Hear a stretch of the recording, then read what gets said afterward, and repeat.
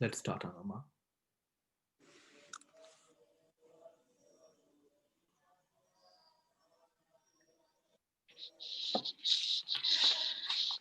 සියලු දෙනාටම තෙරුවන් සරණයි. පටිච්ච සමුප්පාදය එහෙමත් නැත්නම් හේතුඵලවාදය කියන මෙම ගැඹුරු ධර්ම කාණ්ඩය පිළිබඳව නිවැරදි අවබෝධයක් අපිට ලබා දීමේ අරමුණෙන් සති 12ක් පුරා පවත්වන ලබන මේ පාඨමාලාවේ දෙවන දිනේ අදයි. ඉතින් ශ්‍රී ලංකාව, එංගලන්තයේ ඒ වගේම විවිධ රටවල් වලින් අප සමග Zoom තාක්ෂණය මෙන්ම FB හරහා සම්බන්ධ වන ඔබ සියලු දෙනාම සදහැසිතින් පිළිගන්නවා. මෙම මහඟු ධර්ම දානමය පින්කම් මාලාව සම්බන්ධීකරණය කරනු ලබන්නේ එක්සත් රාජධානියේ කොල්චෙස්ටර් ධර්ම මධ්‍යස්ථානයේ නිර්මාතෘ පූජ්‍යපාද හෝකන්දර පඤ්ඤාවංශ ස්වාමීන් වහන්සේ සමග කොළඹ 7 විපස්සනා භාවනා මධ්‍යස්ථානයේ විසින්. දැන් මේ පටිච්ච සමුප්පාදය එක්තරා විදිහකට දියමනක් වගේ එකට එකක් ගෙතිලා බැඳිලා සම්බන්ධ වෙලා තිබෙන කරුණු 12ක්. ඉතින් මේ කරුණු 12 පිළිබඳව ඉතා සරලව ලිහිල් බසින් සුපැහැදිලිව අපට පහදා දෙනු ලබන්නේ පොකුණුකල භාවනා මධ්‍යස්ථානයේ නායක ස්වාමීන් වහන්සේ ලෙස වැඩම කර සිටින පූජ්‍යපාද කාර්යකම මහින්දසාර නායක ස්වාමීන් වහන්සේ විසින්. ඉතින් අපගේ ආචාර්යවරයන්න් වහන්සේ අපි සියලු දෙනා එක්ව নমස්කාර පූර්වක මේ මොහොතේදී පිළිගනු ලබනවා. අපගේ මුල්ම වැඩසටහනට සම්බන්ධ නොවුණු පිරිසක් අද අප සමග එකතු වෙනවා ඇති. ඉතින් ඔවුන්ව දැනුවත් කිරීම පිණිස ඉතාමත්ම සංක්ෂිප්තව පසුගිය වැඩසටහන පිළිබඳව අදහසක් දක්වන්නම්. අපි මුල්ම වැඩසටහනේ මේ පටිච්ච සමුප්පාදය හේතුව හට ගැනීම නිසා හේතුවක් ඇති වෙනවා. මෙන්න මේ පිළිබඳව අපිට උන්වහන්සේ ඉතාමත්ම ලස්සනට පැහැදිලි කරලා දුන්නා. ඒ වගේම මේ ප්‍රථම චෛතසිකය වන අවිද්‍යාව නිසා දුකට හේතුව, ඒ වගේම දුක්ඛ නිරෝධයට පිවිසිය හැකි මාර්ගය පිළිබඳව උන්වහන්සේ අපිට පැහැදිලි කර දුන්නා. මෙහිදී ඉතාමත්ම සරල ලස්සන උපමාවක් යොදා ගනිමින් උන්වහන්සේ අපිට එය පැහැදිලි කෙරුවා. මේ උපමාව අපේ ජීවිතයට හා සම්බන්ධයි. අපි ඉපදෙනවා. ලස්සන ළමා කාලයක් තියෙනවා. ඊට පස්සේ අපිට හොඳ ජව සම්පන්න තරුණ අවධියක් තියෙනවා. ඊළඟට මැදිවියක් ලැබෙනවා. ඒ වගේම අපි අවසානයේදී මහලු වෙනවා. වයසට යනවා. ඉතින් මේ පරිච්ඡේද කීපේ ඡායාරූප අරගෙන අපි එක පිළිවෙලට තියලා බැලුවොත් අපි කෙමෙන් වියකින බව අපිට දැක ගන්නට පුළුවන්. ඒකම දුකක්. ඉතින් අපි අවබෝධ කරගත යුතුමයි. ඒ විතරක් නෙමෙයි. අපි එදා තිබුණු ඒ ජව සම්පන්න බව, ඒ ශක්තිය, ඒ පිළිගැනීම කොටින්ම අපගේ ජීවිතයට එදා තිබුණු වටිනාකම අද තියෙනවාද කියන එක පිළිබඳවත් අපිට සිතා බලන්නට පුළුවන්. ඉතින් මේ ඉතාමත්ම යථාර්ථවාදී උපමාවක්. ඉතින් අද වැඩසටහන පිළිබඳව කරුණු කීපයක් මා සඳහන් කළ යුතුයි. සුපුරුදු පරිදි කාලය පැය එකමාරක් පළවෙනි හෝරාව අපි වෙන් කරන්නේ ධර්ම සාකච්ඡාව සඳහා. අවසන් අඩ හෝරාව ප්‍රශ්න සඳහා යොමු වෙන්නට පුළුවන්. ඍජුව හෝ අපගේ chat section එක ඔස්සේ ඔබට සම්බන්ධ වෙන්නට පුළුවන්.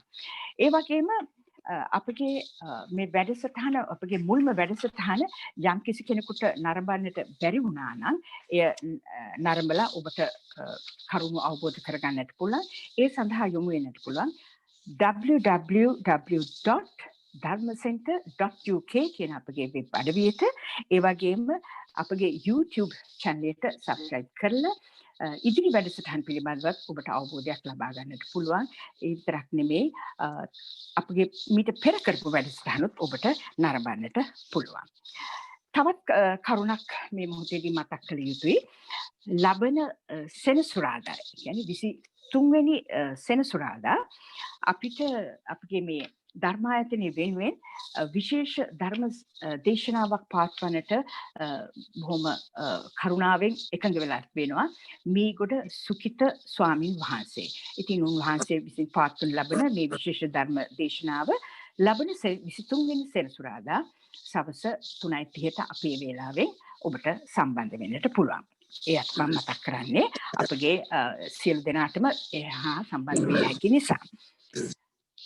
දැන් අද වැඩසටහනේ දායකත්වයේ දරන්නේ මීට වසර 2කට පෙර පළුව සැපත් සිය දයාබර ස්වාමි පුරුෂානන්ද සිහිපත් කිරීම සඳහා ලන්ඩනයේ වෙසෙන ශ්‍රියානි බටුවිටගේ දයාබර බිරිඳ සහ දූ දරුවන් වෙසේ. ඉතින් එහෙමනම් අපි සිත ඒකාග්‍ර කරගෙන අද වැඩසටහනට යොමු වෙමු. අපි සියලු දෙනාම ඔබ වහන්සේට ආරාධනා කර සිටිනවා. අවසරයි ස්වාමීන් වහන්සේ.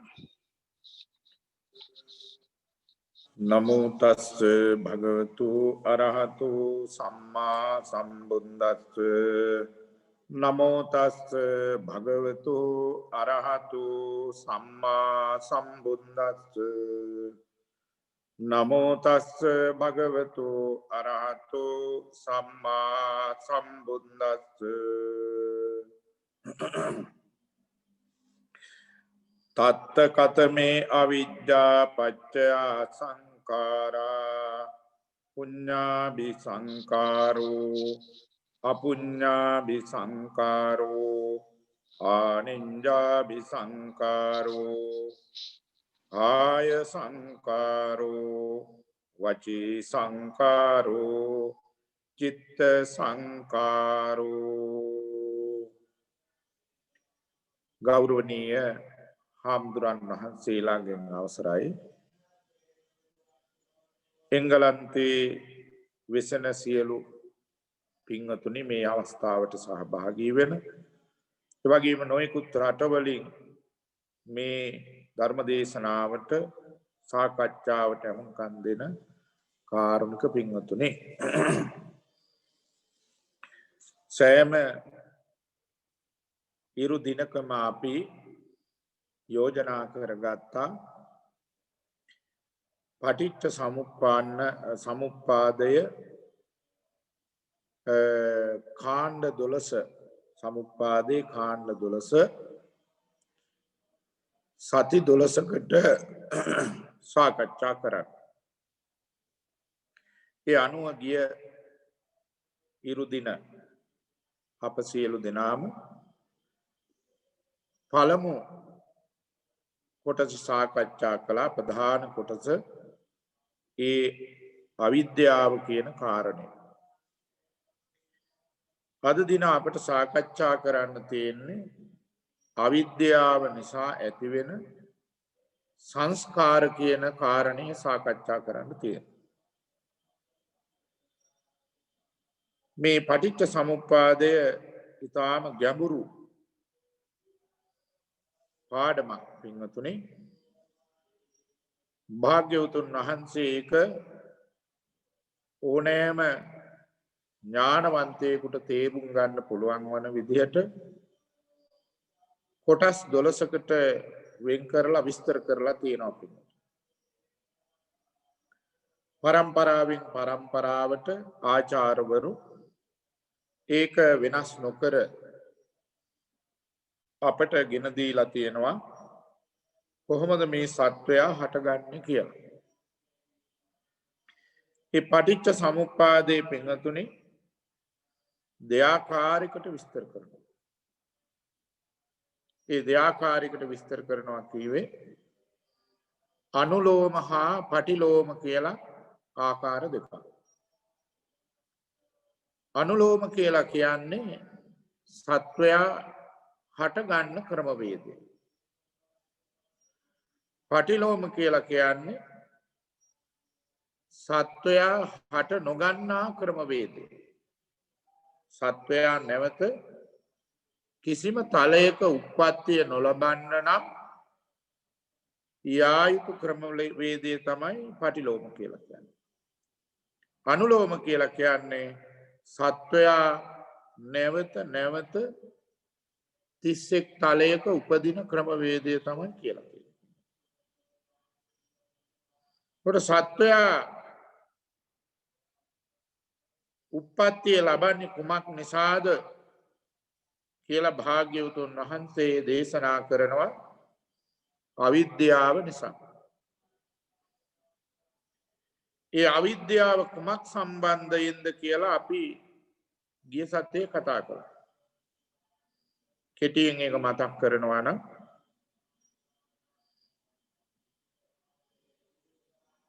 දුක්ඛේ අඥානං දුක පිළිබඳව පිරිසිඳ මනාව අවබෝධයක් නැහැ අපට.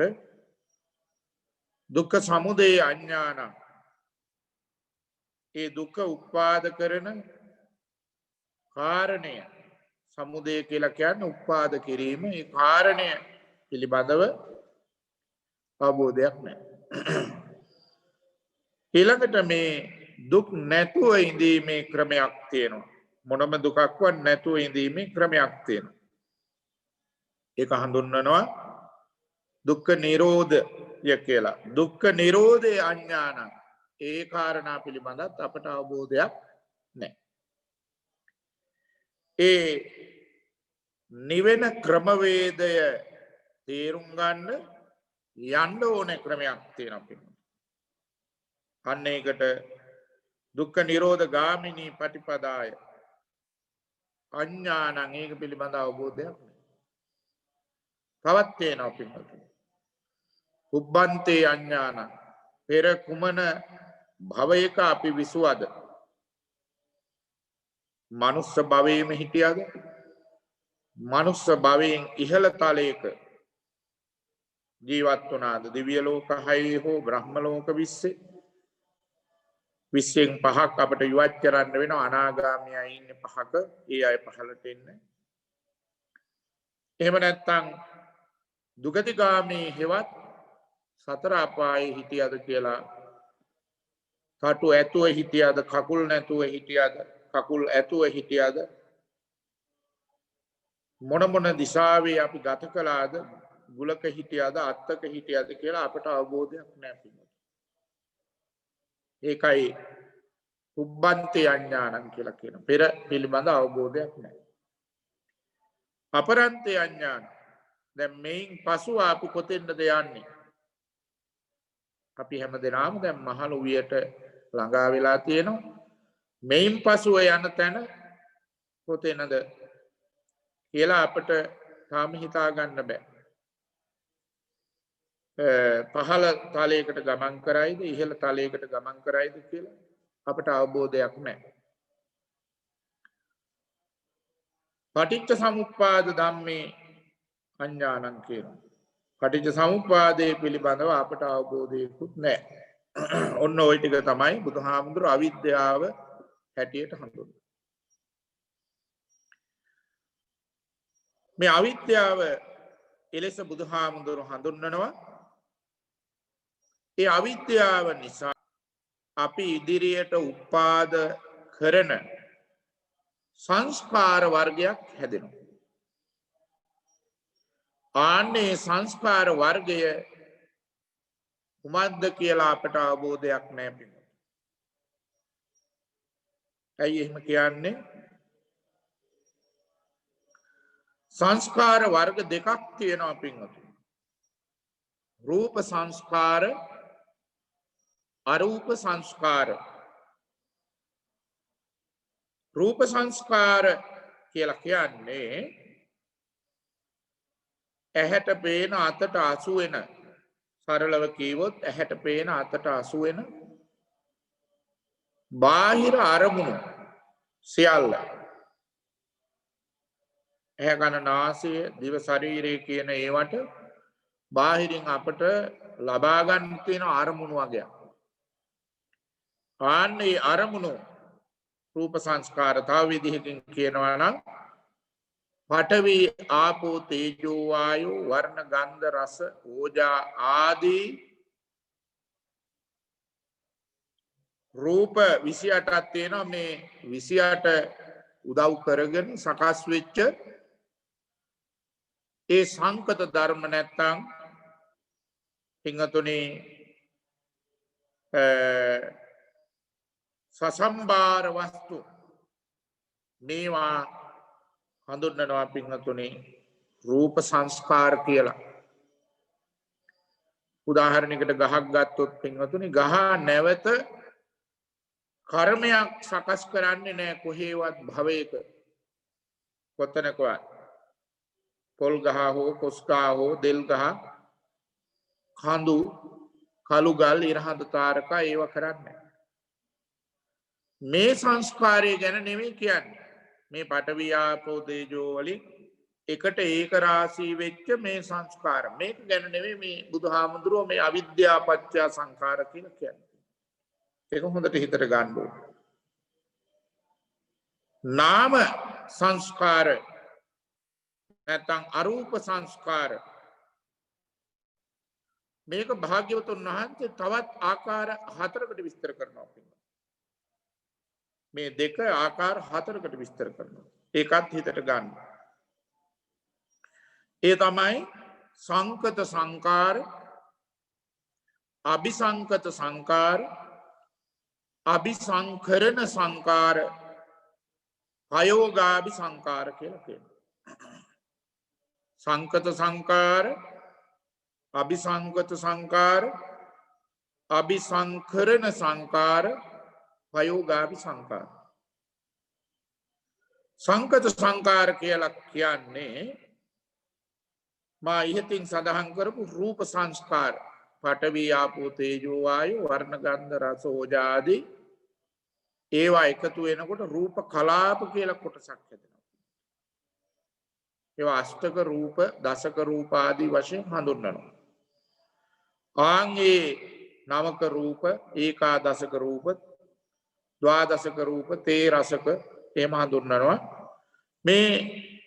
මේවා ඒ වගේ විශේෂයෙන්ම මේ පඨවි ආපෝ තේජෝ අෂ්ටක රූප කලාප වලින් සකස් වෙච්ච ගස් ගල් ඉර හඳ තාරකා මහ පොළොව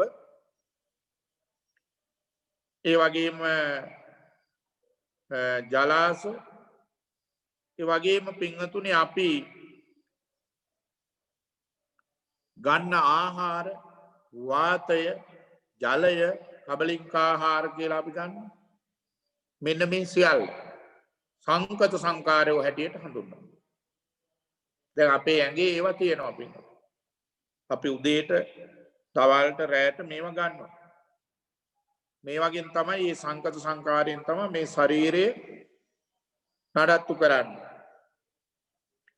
තව වර්ගයක් තියෙනවා පින්වතුනි අபிසංකත සංකාර ඒ කියන්නේ ගස් වලට ඇස් නැහැ කන් නැහැ නාසය වල නැහැ ඒ වගේම ශරීරය වල නැහැ දිව වල නැහැ ඒවා හදලා දෙන්නේ පෙර කුසල කර්මයකින් ආන්නේ කුසල කර්මයකින් හදලා දෙන ඒ ශරීර හඳුන්වනවා පින්වතුනි අபிසංකත සංකාර පෙර අපි කරපු කුසල කර්මයන් අකුසල කර්මයන් වලින් උනොත් එහෙම සතර අපාය ආදී තැන් වලත් උප්පත්තිය ලැබවෙනවා ශරීර ඒ වගේම පින්වතුනි ශරීරයේ අංගයන්ගේ අඩුපාඩුවක් නැති කරනවා ඒ තමයි මන්ද බුද්ධික කියනවා ඇස් පෙනෙන්නේ නැහැ කියනවා උප්පත්තිය කන් ඇහෙන්නේ නැහැ කියනවා ඒවා සකස් කරලා දෙන්නේ අකුසල සංස්කාරයන්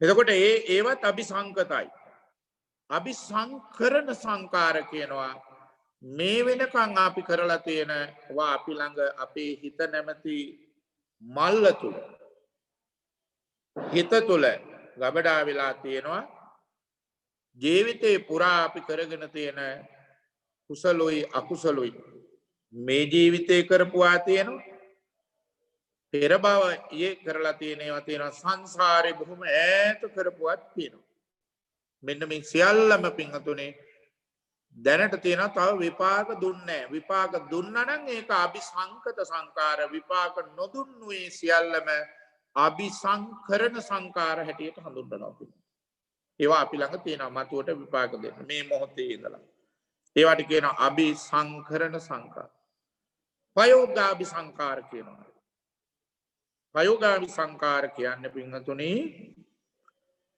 අපි උදේ සිට රැ වෙනකම් කෑම උයන්නද ගමනක් යන්නද ඇවිදින්නද පිහියකින් උදැල්ලකින් වැඩ කරන්න රිය පදවන්න මේ සියල්ලට අපි වීරියක් ගන්න ඕනේ.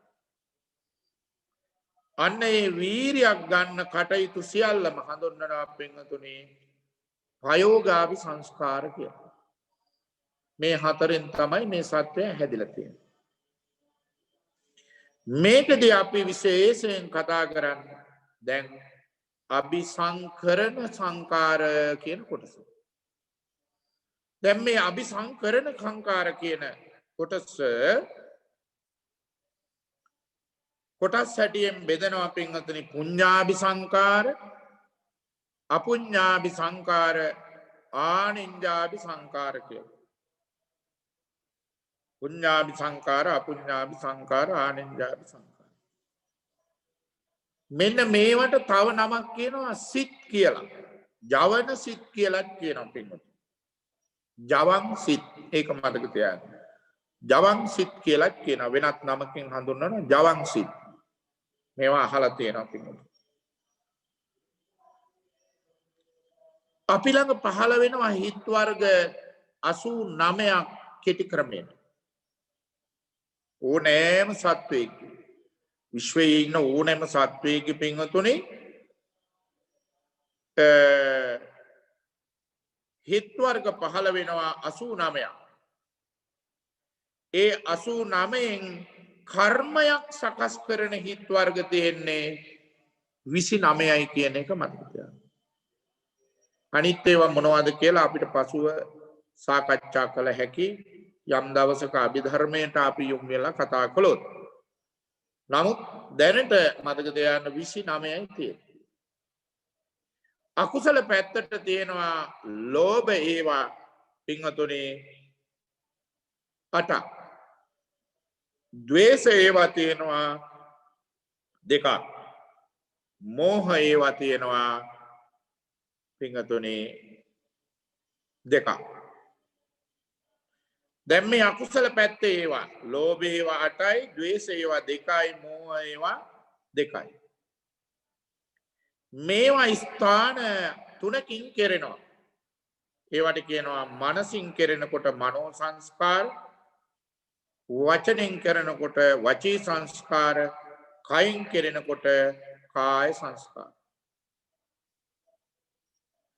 දැන් බලමු අපි යම් යම් දේවලට හිතෙන් ආස කරනවා. මාළවලට ආසයි කියනවා, කරාඹු වලට ආසයි කියනවා, පුජ්‍යලයන්ට ආසයි කියනවා, ඉඩකඩම් වලට ආසයි කියනවා, ආහාර වලට ආසයි කියනවා, ශබ්ද වලට ආසයි කියනවා. ඔය ඒ විදිහේ අපි ආසයි කියා කියන්නේ පින්වතුනි ලෝභ සිත් 8කින් තමයි ඒක කරන්නේ. ලෝභ සිත් 8ක් තියෙනවා 8න් කරන්නේ. ඒ 8 විස්තර කරන්න වෙලාව මදි. අන්න ඒ 8 වරකට එකයි පහළ වෙන්නේ. ඊළඟට ඔය පොඩිවට අපි මාන්නේ එහෙම් පෙන්නනවා. තනතුරෙන් මං උසස් කියනවා, පාටින් මං උසස් කියනවා, රූපෙන් මං උසස් කියනවා, දැනුමෙන් මං උසස් කියනවා. ඒ විදිහට එක එක්කනාට ඊට වඩා පහළ ඉන්න අයට අපේ ඒවා පෙන්නනවා පින්වතුනි. ඒ විදිහේ ඒ පෙන්නන්නේ ඒ ලෝභ හිත් 8ෙම තියෙනවා 4ක් හිත්. ඒ කියන්නේ පළවෙනි හිත් දෙක නෙමෙයි දෙවෙනි හිත් දෙක මාන්න හිත් දෙක. ඊළඟට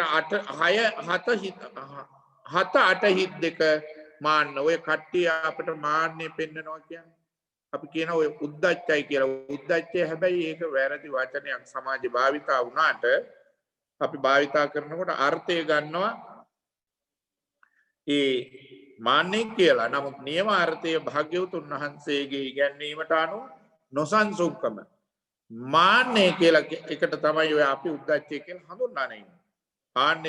මාන්නේ කියන ගතිය පින්වතුනි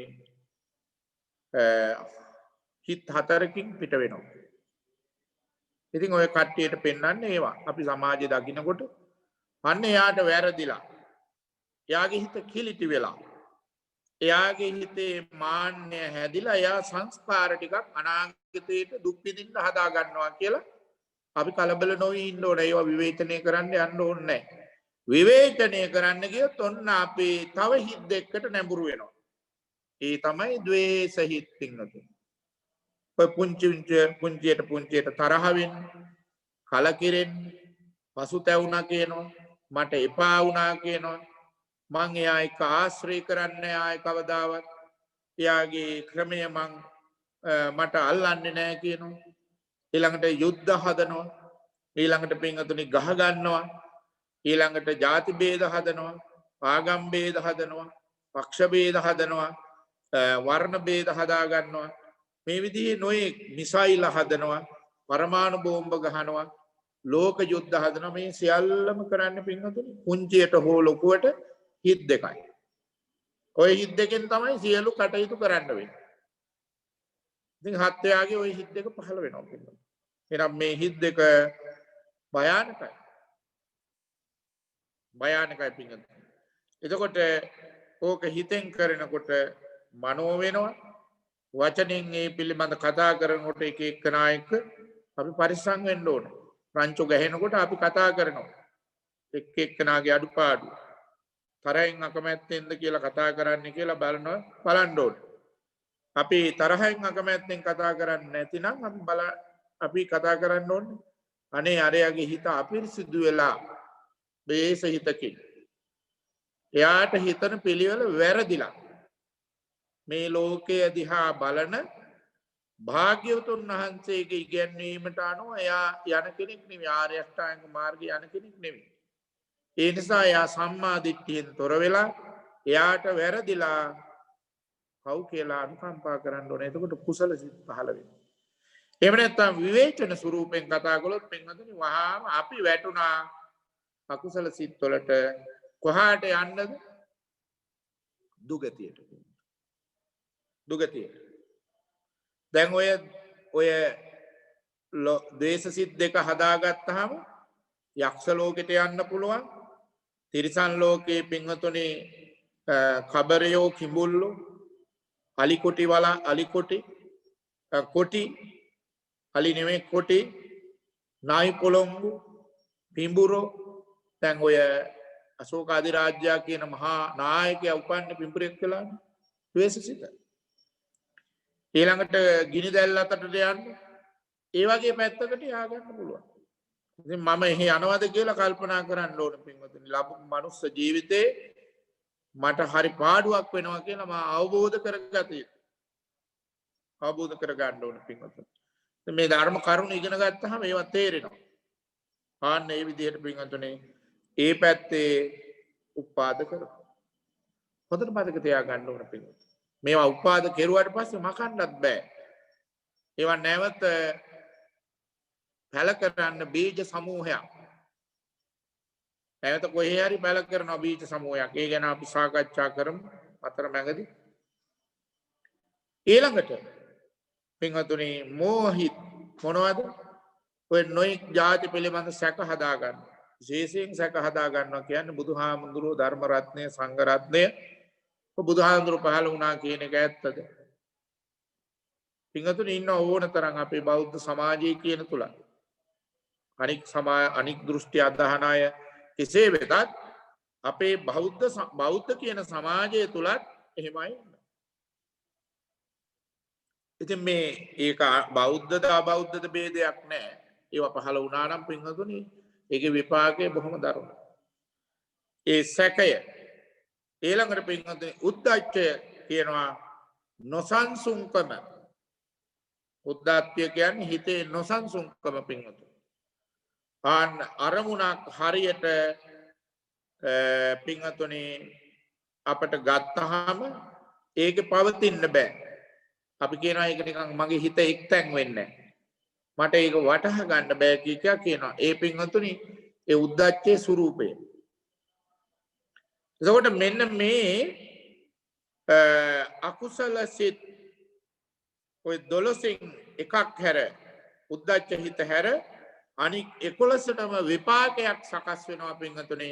අන්න ඒවා ඔය සංස්කාර අවිද්‍යාව පත්‍ය සංකාර කියන අංශ එකේ විපාක හිත් හැටියටයි හඳුන්වන්න තියෙන්නේ. උප්පත්තිය ලබන්නේ ස්ථීර වශයෙන් මතක තියාගන්න අවසාන මොහොතේ ඒ ජවන හිතක් හැටියට ඕක වැඩ කළොත් ඕකේ විපාකය හැටියට ප්‍රතිසන්දි හිත ස්ථීර වශයෙන් මතක තියාගන්න සතර අපායින් එහෙක කියන එක මතක තියාගන්න. ඒකට වැරදීමක් නැහැ. ලෝකේ නොයෙක් උත්සාහවි තියෙනවා සම්මුති. යම් කිසි සත්වයක වැරද්දක් කළොත් ඒක වැරදි කියලා ඒකට දඬුවම් දෙනවා. හැබැයි මතක තියෙන්න ඕනේ අපිට ඒ සම්මුති උසාවියට වරදින්න පුළුවන්. හැබැයි මෙතන මේන්න මේ හිත කියන ධර්මතාවයේ තියෙන උසාවිය එයා හරියටම විපාකේ දෙන්න ඕන තැන දෙන්න. ওই 12 ක්‍රියාත්මක වුණොත් අපිට ලොකු පාඩුවක් කියන එක මතක තියාගන්න. එහෙනම් අපි දැන් ඥානවන්ත වෙන්න ඕන මෙතනදී. මොන දැන් මම ඒක හඳුන්වනවා කාය වශයෙන් කෙරෙනවා, වචී වශයෙන් කෙරෙනවා, මනෝ වශයෙන් කෙරෙනවා. වචී වශයෙන් කාය වශයෙන් කියන්නේ අපි අවියාවුද අතට අරගෙන බෝම්බ නිෂ්පාදනය කරනකොට ඒවා ගහනකොට ඒ වගේ නොඑක් ಜಾති කරනකොට කායික වශයෙන් වෙනවා. කොල්ලකින් ගහනකොට පිහියකින් ගහනකොට ඒක වෙනවා. ඕනෑම සතෙකුට. ඊළඟට පින්වතුනි වචී කියලා කියපුවාම වචනින් කතා කරනවා නම් ඒත් එහෙමයි. කයින් කෙරෙනවා නම් ඒ හිතෙන් හිතනවා නම් ඒ පිළිබඳව මනස්කාරය කරනවා නම් ඒත් එහෙමයි. ඒ සියල්ල පින්වතුනි අවිද්‍යා පත්‍ය සංඛාරා අකුසල සංස්කාරය. අවිද්‍යා පත්‍ය අපුඤ්ඤාභි සංස්කාරය. ඊළඟට අවිද්‍යා පත්‍ය පුඤ්ඤාභි සංස්කාරය. මේකත් ඉගෙන ගන්න. අවිද්‍යා පත්‍ය පුඤ්ඤාභි සංස්කාරය තමයි පින්වතුනි මහා කුසල සිත් 8ක් තියෙනවා. ඒ මහා කුසල සිත් 8 දන් දෙනකොට, සිල් රකින්නකොට, භාවනා කරනකොට මේ මහා කුසල සිත් 8 පහළ වෙනවා පින්වතුනි අපේ. දන් දෙනකොට, සිල් රකින්නකොට, භාවනා කරනකොට මේ මහා කුසල සිත් 8 පහළ වෙනවා. ඒතර මේ කුසල සිත් 8 හිතෙන් හිතනකොට යම් කිසි දානයක් දෙන්න, යම් කිසි බණක් අහනකොට හිතෙන් හිතනවා. දැන් මේ වෙලාවේ හිතෙන් හිතනවා මේ මහා කුසල සිත් 8න් එකක් පළමුවෙනි එක තමයි මේ පින්වතුන්ගේ හිතේ පහළ වෙන්නේ. ඒ තමයි සෝමනස්ස සාගත ඥාන සම්පයුක්ත අසංකාරික. සෝමනස්ස සාගතයි කියන්නේ සතුටෙන් යුතුව කර හිතන්නේ. ඒ වගේම ඥානයයි කුසල අකුසල් පිළිබඳ අවබෝධයක් තියෙනවා. ඥාන සම්පයුක්තයි කියලා කියන්නේ මේ අසංකාරිකයි කියන්නේ කිසි කෙනෙකුගේ බලපෑමක් නැහැ. තම ස්ව කැමැත්තෙන්ම ඉදිරිපත් වෙලා තියෙනවා. මේ හිත යුතුව මේ වෙලාවේ අපි කවුරු හරි මරණයටපත් වුණොත් නිසක වශයෙන්ම පින්වතුනි උප්පත්තිය ලබන්නේ මනුස්ස ලෝකයේ හෝ දිව්‍ය ලෝක 6. ඒ කිසිම විදියකින් වෙනස් වෙන්නේ නැහැ පින්වතුනි. කිසිම විදියකින් වෙනස් වෙන්නේ නැහැ. ඒ නිසා ඒ විපාකයක් සකස් වුණා, මේ කර්මයක් සකස් වුණා නම් ඒක විපාකේ අනිවාර්යෙන් ඒ අදාළ තැනම දෙනවා.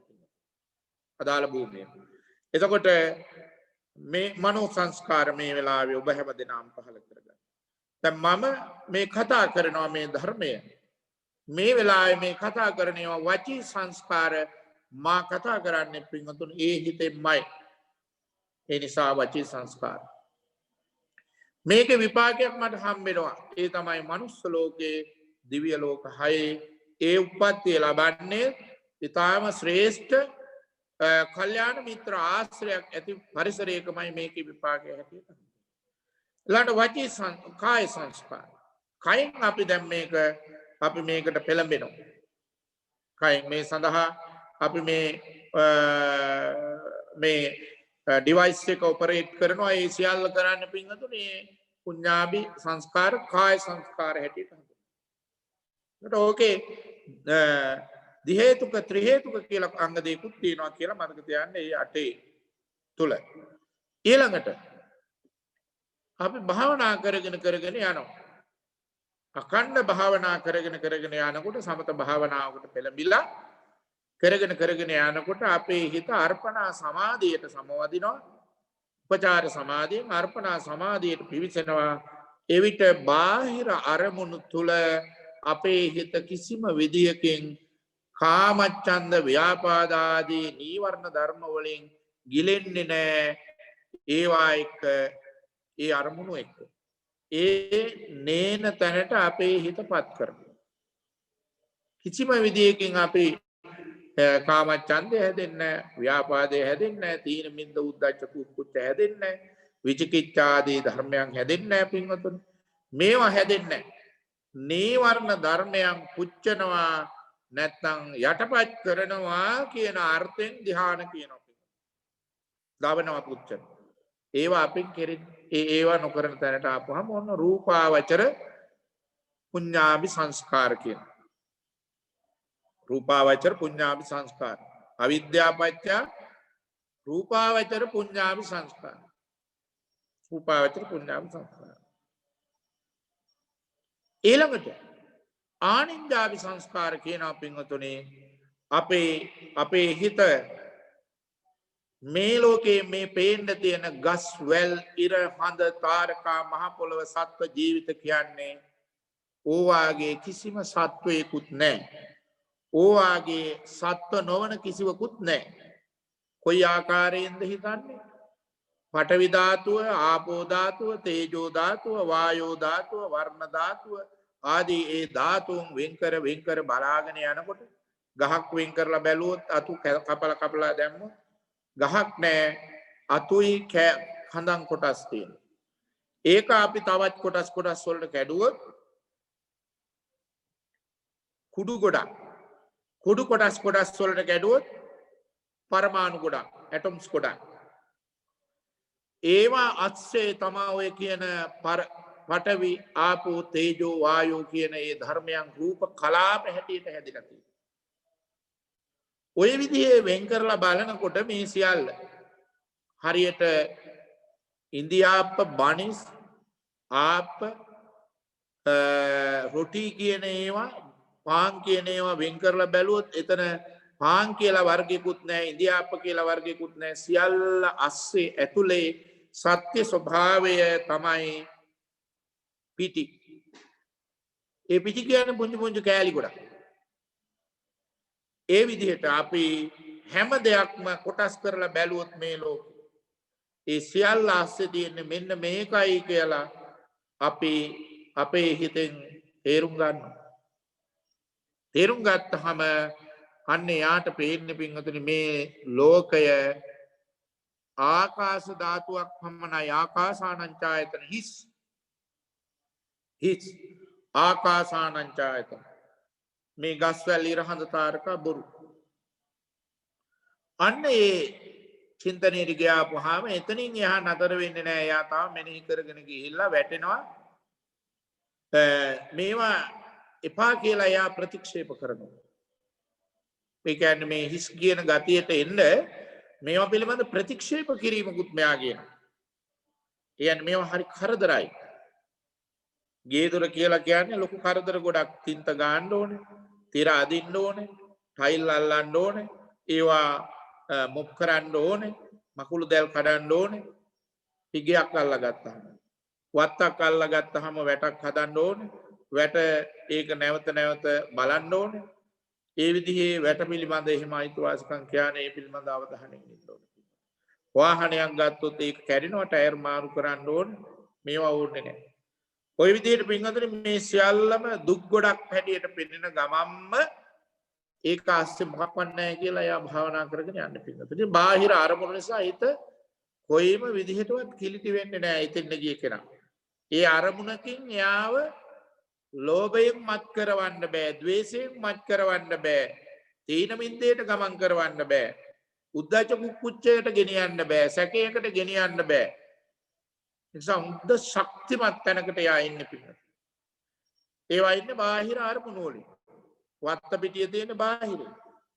යාන වාහන තියෙන බාහිරේ. හරක බාන ඉන්නේ බාහිරේ. ඒ බල්ලා පූසා ඉන්නේ බාහිරේ. ඒ වගේනේ අපේ කාමයේ ඇවිස්සෙන්නේ ඒවා දකින්න. ඒ වගේම විතරක් ඇවිස්සෙන්නේ නැහැ කියන තැනට හිත ශක්තිමත්. ඒකයි ආනින්ජ කියන්නේ. නැතුව මේ ඒ සංස්කාර වෙනස් වෙන්නේ නැහැ කියන එක නෙවෙයි. ඒ සංස්කාරත් පින්වතුනි ජරාවටපත් වෙනවා. ඒ කියන්නේ ටික විනාශ වෙලා යනවා. දැන් ඔය ඒ අය උප්පත්තිය ලබන්නේ අරූපාවචර බ්‍රහ්මතලවල. යා කට්ටිය එහි ගිහින් පළමු ආකාසානංචායතන පුජ්‍යලයා උප්පත්තිය ලබන බ්‍රහ්මතලයේ මහා කල්ප 20යි. අන්න එයා පින්වතුනි මහා කල්ප 20ක් යනකොට අර පින් ටික ඉවර වෙනවා. ඒ කියන්නේ ජරාවටපත් වෙනවා. විනාශ වෙනවා. ඊට පස්සේ ආයෙ නැවත මෙහාට එනවා. හේතුව එයා ළඟ තියෙනවා ධර්ම හතරක් මකපු නැති. ඒ තමයි එයා එහෙ උප්පත්තිය ලබන්නේ ධර්ම හතරකින්. ඕග ධර්ම රැහන් හතරක් කියනවා. ලෝකයේ තුල බඳලා තියෙන. ඒ තමයි කාමෝග, භවෝග, ditthiyෝග, අවිද්‍යාවෝග. මේ රැහන් හතරේ එයා ඉන්නවා. ඒ නිසා ඕනෑම වෙලාවක අර පින ඉවර වෙනකොටම එයාව කාම ලෝකයේ අල්ලන තැන එයා ගතිය මතුවෙනවා. ඒ ගතිය මතුවෙලා වහාම පල්ලෙහා ලෝකෙකට එනවා. විඥාන චංචායතනයට යනවා. මේ හිස් ගතියත් මේක මේ හිතෙන් හිතන දෙයක් කියලා විඥානේ. ආකින්චඤ්ඤායතන එහෙම විඥානේ කියලා හිකුත් නැහැ. නේව සංඥානා සංඥා. එහෙම සංඥා එහෙම හරි සංඥාවක් නැත්තේත් නැහැ තියෙනවා කියලා හිතනවා. නේව සංඥානා සංඥා. ඒ මානසික තත්ත්වේ එනවා. ඔය තමයි අන්තිමටම හදන්න පුළුවන් හිත. ඔය ටික තියෙනවා ආනින්ජාපි සංස්කාර කියලා. ඔය සියල්ලම ඔය හිත් 17. එතන 17යි පින්වතුනි. ආන්න ඒ 17ත් බුදුහාමුදුරුවෝ අවිද්‍යාව පත්‍ය සංකාර ගොඩේ තියෙනවා. ඇයි ඒ අවිද්‍යාව කියලා කියන්නේ? දැන් අවිද්‍යාව කියන ලක්ෂණය තියෙන්න ඕනේ පින්වතුනි අකුසලයට පමණයිනේ කියලා අපිට හිතෙනවා. නෑ එහෙම එකක් නෑ. ඔය අවිද්‍යාව කියන කෙනා පින්වතුනි යට ඉන්නවා පින් හදා අපිව නැවත ලෝකෙ උප්පත්තිය ලබා දෙන ශක්තිය බිහි කරන ගතිය එයා පස්සෙන් ඉඳගෙන කරලා දෙනවා. පස්සෙන් ඉඳගෙන කරලා දෙනවා. අපි කොහේ හරි ලෝකයක උප්පත්තිය ලැබුවා. ඒ උප්පත්තිය ලැබවීම පිටිපස්සෙන් ඉඳලා තමයි කරන්නේ. ඉදිරියට එන්නේ පින් ලක්ෂණය. නමුත් පිටිපස්සෙන් ඉඳගෙන උදව් කරනවා මේ ලෝකයක් තුළ කොහේ හරි උප්පත්තිය ලැබුවා. අන්න ඒක තමයි කියන්නේ. එයාට නියම විද්‍යාව කියලා කියන්නේ. නියම ප්‍රඥාව කියලා කියන්නේ. සැබෑ ප්‍රඥාව කියලා කියන්නේ පින්වතුනි. ඒ ප්‍රඥාව එන්න ඕනේ මෙන්න මේ විදිය. කොහොමද? දිව්‍ය ලෝකේ මම ගියාට මගේ ජීවිතේ අනිත්‍යයි, දුකයි, අනාත්මයි. එහෙ හදන්නේ පඨවි, ආපෝ, තේජෝ, වායෝ, වර්ණ, ගන්ධ, රස, ඕජා කියන මේ රූප ධර්ම ආදී රූප ධර්ම 28න් තමයි ඒ ලෝකය හදන්නේ. ඒ හදපු ලෝකය අනිත්‍යයි අවබෝධ වෙන්න ඕනේ. ඒ අනිත්‍ය නම් අපි කොතෙක් උනත් බ්‍රහ්ම ලෝකවල ඉපදිලා තියෙනවා, දිව්‍ය ලෝකවල ඉපදිලා තියෙනවා, ආය අපි මනුස්ස ලෝකෙට එනවා. මම පෙර කියලා දීලා තියෙනවද වෙන්න පුළුවන් මෙන්න මේ කතාව මේ පින්වතුන්ට. භාග්‍යවතුන් වහන්සේ පිණ්ඩපාතේ වැඩලා ආපසු වඩින වෙලාවේ දකින්නවා ඊරියක් සිනහ පහල කරගෙන. ආනන්ද හාමුදුරුවෝ අහනවා තථාගතයන් වහන්සේ සිනහ පහල කරපු හේතුව. මේ තනත්ත ආනන්ද පෙර භවයේ හිටියේ බ්‍රහ්ම ලෝකේ. ඒ පින ඉවර වුණා. ඒ පින යා හැදුවේ රජ කුලයක ඉපදිලා රාජකුමාරියක් හැටියට ඉන්නකොට ඇය පණුව වගේ අත්දැකලා පාරේ ඇවිදගෙන යනකොට වලක එයින් යාගේ හිත කම්පණයට පත් වෙලා භාවනා කරලා ධ්‍යාන ලැබලා බ්‍රහ්මේ වුණේ. එතෙන්ද යන පෙර ඔය තැනැත්තිය හිටියේ තිරිසන් ලෝකෙ කිකිලියක් හැටියට. රහතන් වහන්සේ කෙනෙක් බණ කියනවා. ඒ මිහිරි හඬට ඇහුම්කන් දීලා ඒ මිහිරි හඬෙන් කුසල් සිත් පහළ වුණා. ඒ කල්පනාවක්ම පහළ වෙලා මනුලෝට. එතනින් හදාගත්ත ධ්‍යාන ශක්තිය තුලින් බ්‍රහ්ම ලෝකෙට. ඒ පින ඉවර වෙනකොට අහපව පහළට ආවා. හැබැයි එයා මේ පින අනිත්‍යයි, දුකයි, අනාත්මයි, මෙතන ඇත්ත තත්වයක් නෑ, වෙනස් වෙනවා කියලා අවබෝධ වුණේ නෑ. අවබෝධ වුණා නම් පින්වතුනි එයා ඒ ලෝකෙට යන්නේ. ඒකයි අවිද්‍යාව කියලා බුදුහාමුදුරුවෝ කිව්වේ. ඒ වගේම අසිත තාපසයා උද්දකරාමති පුත්ත ආලාර කාලාම භාවනා කරලා හිටියේ ආකාසානංචායතන ආකින්චඤ්ඤායතන විඥානංචායතන ආකින්චඤ්ඤායතන නේව සංඥායතන වල හිටියේ උද්දකරාම පුත්ත නේව සංඥානාසන. එයා ඉතින් එහාට අවබෝධ කරගත්තේ නෑ. එයාගේ අවිද්‍යාව මුළුමනින් අයින් වෙලා තිබුණේ නෑ. මේක අනිත්‍යයි, මේක දුකයි, මේක අනාත්මයි. ඒ ලෝකෙට ගිහින් මේ පින ඉවර වෙනවා. ආයෙ මං එනවා පහලට රූපාවචර බ්‍රහ්මතලයකින් මනුලෝට හෝ කෙලින්ම මා යන්න පුළුවන් නිර්යාදී තැන් වලට කියලා අවබෝධයක් තිබුණා. ආන්නේ අවබෝධයක් නැතිකම තමයි එතන ඒ සංස්කාර හටගන්නේ. ඒකයි බුදුහාමුදුරුවෝ පින්වතුනි දේශනා කළේ රූපාවචර අවිද්‍යා පත්‍ය සංඛාර. එනම් මේ සංස්කාර කියන එක තුල තියෙනවා මේකට අபிසංකරණ සංකාර කීවා. මේක තුල පුඤ්ඤාභි සංස්කාර තියෙනවා, අபிසංකරණ අපුඤ්ඤාභි සංස්කාර තියෙනවා. ඒවා කොහොමද වෙන්නේ? ඒවා කාය සංකාර, වචී සංකාර, මනෝ සංකාර හැටියට පුඤ්ඤාභි පැත්තටත් වැටෙනවා, අපුඤ්ඤාභි පැත්තටත් වැටෙනවා. දැන් ඔන්න මේක තේරුම් අරගෙන අපි සකස් කළ යුත්තේ කොයි පැත්තටද? පුඤ්ඤාභි පැත්තට. ඒවත් අනිත්‍යයි බව දන්නවා. නමුත් උපමාවට කියනවා බෝට්ටුවක් අවශ්‍යයි ගඟින් ගුඩට යන්න වගේ. ඔය පුඤ්ඤාභි සංස්කාර කියන ඒවා අපිට මේ ධර්මය දියුණු කරන්න නම් ස්ථීර වශයෙන් අවශ්‍යයි. ඒකයි බුදුහාමුදුරුවෝ මෙහෙම දේශනා කරන්නේ. අලමේව දානානි ධාතුන් අලම් පුඤ්ඤානි ධාතුන්. මහණෙනි මේ පින් රැස් කළ යුතුයමයි, පින් කළ යුතුයමයි. හේතුව මනුස්ස භූතස්ස උපකාරානි පුඤ්ඤානි. මේ මනුස්ස භූමියක ඉපදෙන්න උපකාරය තමයි මේ පුඤ්ඤාභි සංස්කාර. සුගතිගාමී ලෝකේ.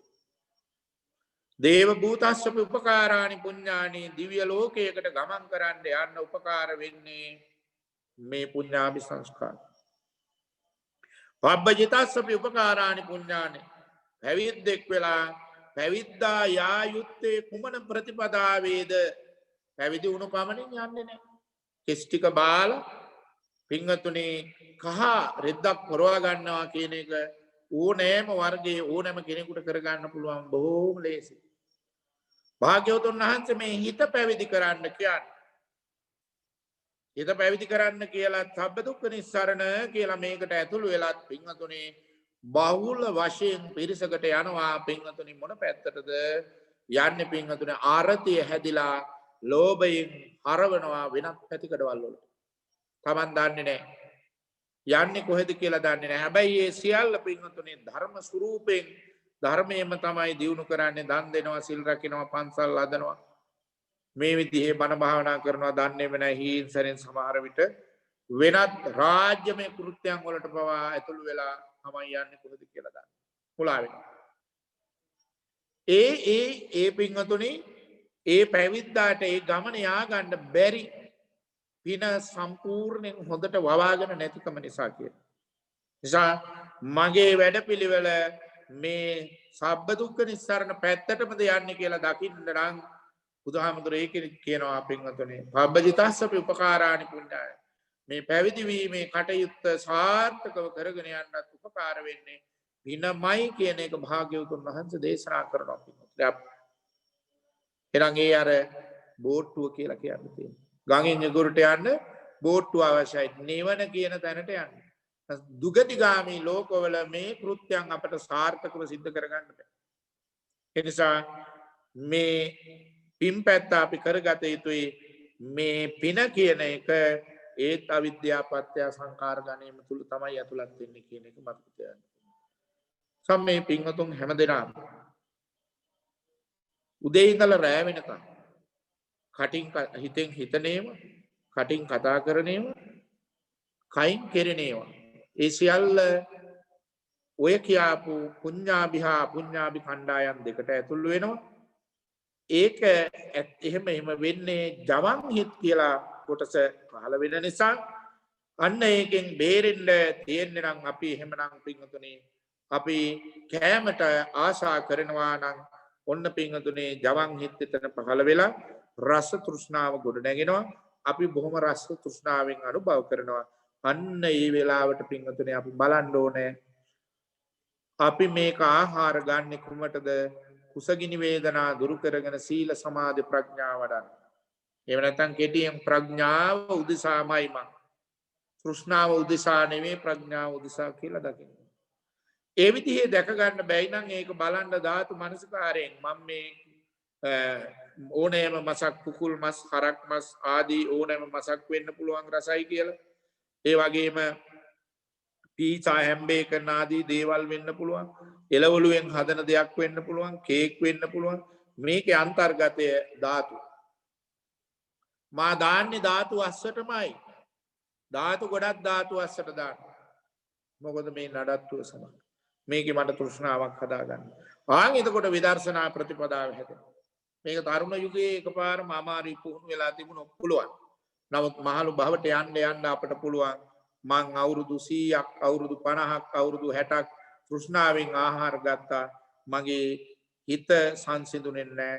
තෘෂ්ණාවම තමයි දිනු වෙලා තියෙන්නේ. මේක මගේ සංසාර ගමනට අනුතරක් කියලා දකින්න පුළුවන් නම් මේක රාග හිතක් කියලා දකින්න පුළුවන් නම් අපි ආන් එතන දිනනවා පින්වතුනේ. මොකද්ද? විදර්ශනා ඥානේ චිත්තානුපස්සනාව. මේ බලන්න පුළුවන්. මේ පහළ වුණේ රාගයක් ධම්මානුපස්සනාවට යන්න පුළුවන්. මේ පැවැත්ම චිත්තක්ෂණයයි. ආන් එතකොට යාගේ සංස්කාර හැදි යන නිවන් ප්‍රතිපදාව. සම්මාදිට්ඨියට. මෙන්න මේ විදිහේ බලන්න පුළුවන්. ඒ ආකාර ගොඩක් බුදුහාමුදුරු උගන්වලා තියෙනවා. මම එදත් කිව්වා 44 ආකාරයක් තියෙනවා. සතර සතිපට්ඨානේ සත්වේකට හිතන්න නිවන් ප්‍රතිපදාව. ඒ ආකාරවලට පුහුණු කරගන්න පුළුවන් නම් මේ පින්වතුන් සංස්කාරයෝ ටික ටික හාරව ගන්නවා පුඤ්ඤාභි සංස්කාර. ඒ පුඤ්ඤාභි සංස්කාරත් ආර්ය අෂ්ටාංග මාර්ගයටයි හදන්නේ. පුඤ්ඤාභි සංස්කාර ආගම් ભેදයකින් තොරව කුල ભેද ಜಾති ભેදයෙන් තොරව හැමෝම මේ පුඤ්ඤාභි සංස්කාර පහල කරගන්නවා. අපුඤ්ඤාභි සංස්කාරත් පහල කරගන්නවා. හැබැයි බෞද්ධයා කියන කෙනා ඒ අපුඤ්ඤාභි සංස්කාරම් බඩ වඩා හදමින් නිවන් ප්‍රතිපදාම ආර්ය අෂ්ටාංග මාර්ගයමයි හදන්නේ කියන එකත් මතක තියාගන්න. එතකොට මේ අවිද්‍යාව පත්‍ය සංඛාර කියන්නේ මොනවද කියන එක මේ පින්වතුන් හොඳට අඳුරගන්න.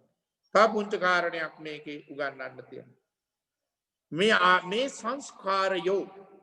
සංස්කාරයෝ ගැන මෙන්න මෙහෙම කියනවා. ස්ථාන ස්වභාවය කෘත්‍ය. මේ සංස්කාරයෝ පහළ වෙන ස්ථානේ. දැන් ඔය පින්වතුන් නොයෙක් රටවල ඉඳගෙන මේ බණ අහන්නේ. මම මේ දේශනා කරන්නේ ලංකාවේ ඉඳගෙන. හැබැයි මට මේකේ විපාකය දෙන්නේ ස්ථානයේ දිව්‍ය ලෝකේ වෙන්න පුළුවන්. මං ඉපදින්නේ මේ දිව්‍ය ලෝකේ. දිව්‍ය ලෝකේ ඉඳගෙන බොහොම රස දිව බොජුම් දිව ඇඳුම් පැළඳුම් අදින කෙනෙක්. එහෙම නැත්නම් මම අකුසල් පහල කරගත්තොත් මම ගිහිල්ලා ඉපදෙන්නේ පින්වතුනේ සතර අපායෙන් එහෙක ගිනි දැල් අතනේ තමයි මම මේ විපාකේ විඳින්න ගිහින් තියෙන්නේ. ස්ථානයේ කීවේ ඒකයි. ඊළඟට මේකේ ස්වභාවය කියන එකේ අර්ථය අවිද්‍යාවෙන් තමයි මේ සංස්කාරය හදලා දෙන්නේ අපිට. ඒ කියන්නේ මේ රියැලිටි එක මේ ඇත්ත අපිට පේන්නේ නැහැ. පේන්නේ නැති නිසා තමයි අපි මේ අරමුණක් දකිනකොට ඒකේ අපි වහා ගිහින් ඇලෙන්නේ. රූපයක් කියමු ගයක්.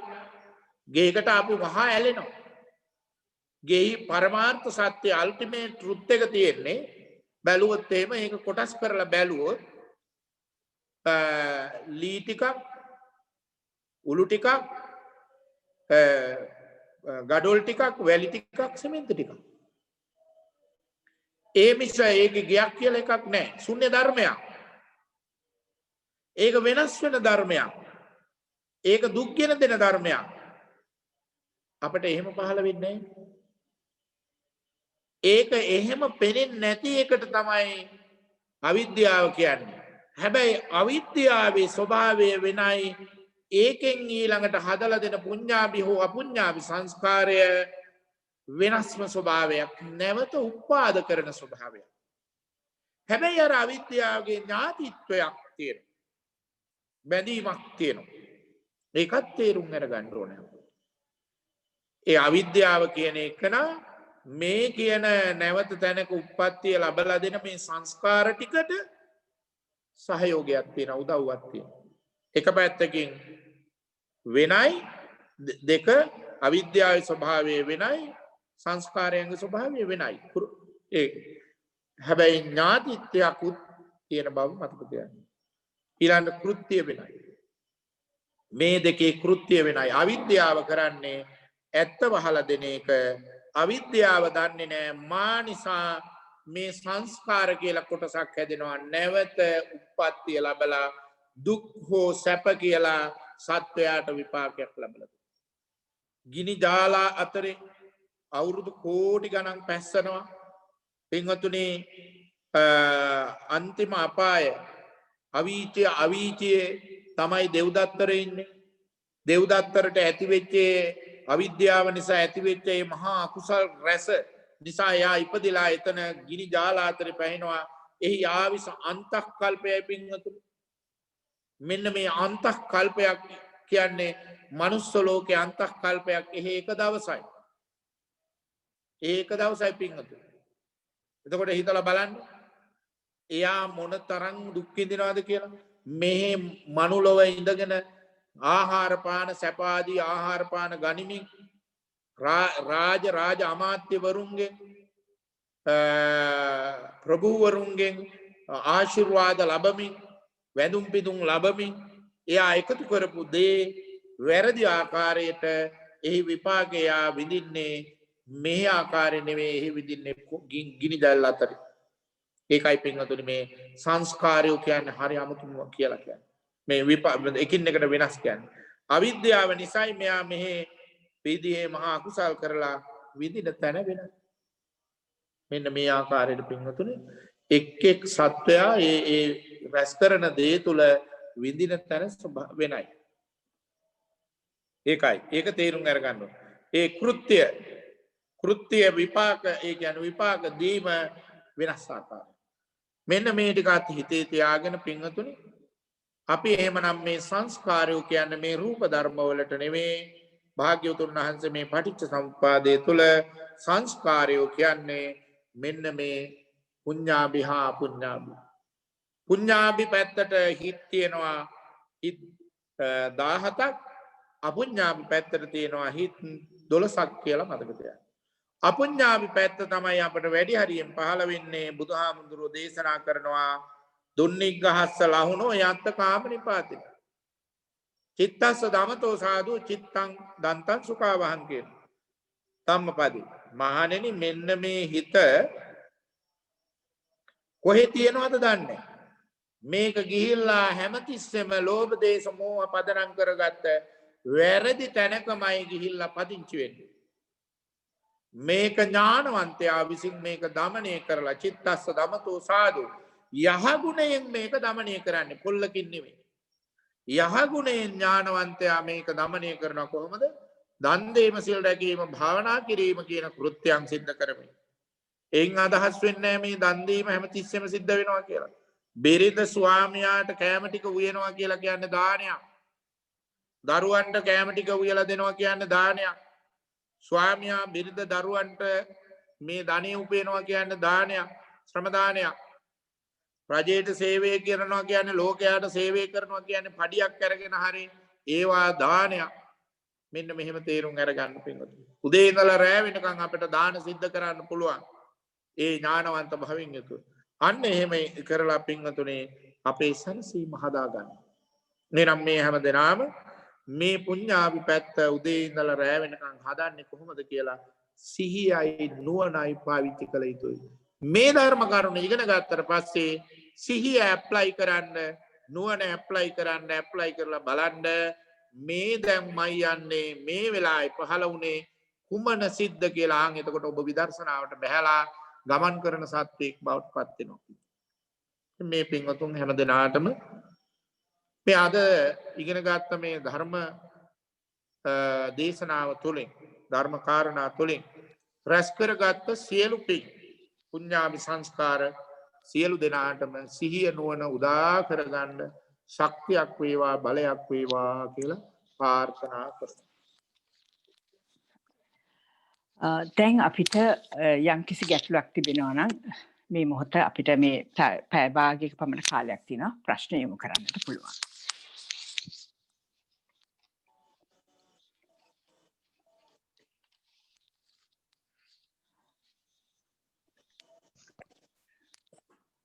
අවසරයි ස්වාමින් වහන්සේ.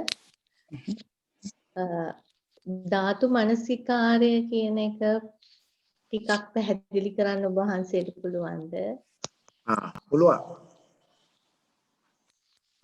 ධාතු මනසිකාරයේ හැටියට භාග්‍යවතුන් වහන්සේ දේශනා කරන්නේ පඨවි, ආපෝ, තේජෝ, වායෝ මේ හතර තමයි.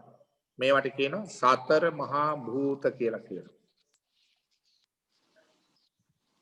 පඨවි කියලා කියන්නේ හය්‍ය ගතිය. යමක හය්‍ය ගතිය තියෙනවා මේසයක වෙන්න පුළුවන්, කුටුවක වෙන්න පුළුවන්, යකඩයක වෙන්න පුළුවන්, පොළවේ වෙන්න පුළුවන්. හය්‍ය ගතිය තියෙනවා. ඔන්න ඔය හය්‍ය ලක්ෂණය. ඒක ශක්තියක් හැටියට තියෙන්නේ. අන්න ඒ ගතියට